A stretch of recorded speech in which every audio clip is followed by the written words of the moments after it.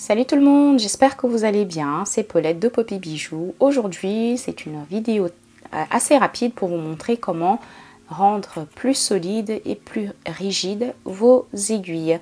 Pour rigidifier vos aiguilles, vous aurez besoin soit d'un tas en acier ou d'un tas en bois, un morceau de bois lisse, vos aiguilles et un morceau plat en bois aussi, ou alors un autre tas en acier. Si vous avez une petite planche en bois, utilisez-la.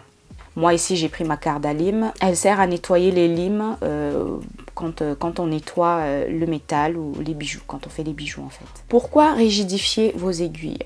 Tout simplement parce que quand on les utilise, elles ont tendance à plier.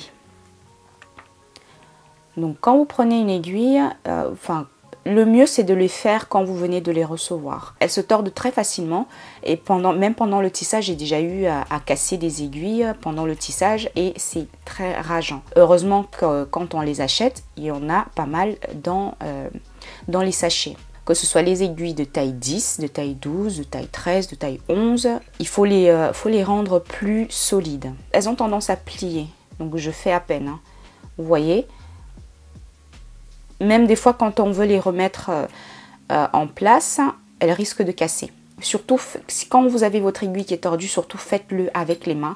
Ne faites pas avec la pince parce que vous risquez de la casser. Là, je la place sur mon tas en acier. Je prends ma corde à lime ou mon morceau de bois plat. J'appuie et en même temps, je roule. Donc, j'appuie, je roule.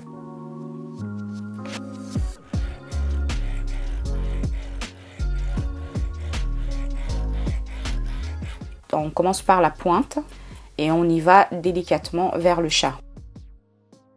Je vais quand même poser mon tas en acier sur quelque chose pour que ça ne bouge pas parce que sur la table, comme ma table elle est lisse, le tas en acier n'arrête pas de bouger.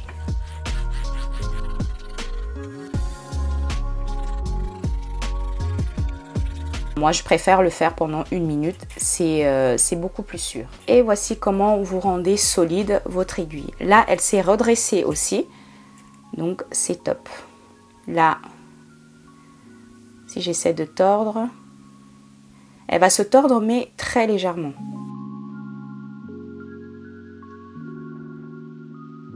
Ça va me permettre de faire mes tissages sans vraiment me stresser de l'aiguille qui se tord quand on fait plusieurs passages dans la perle ou autre. J'espère que cette astuce va vous aider.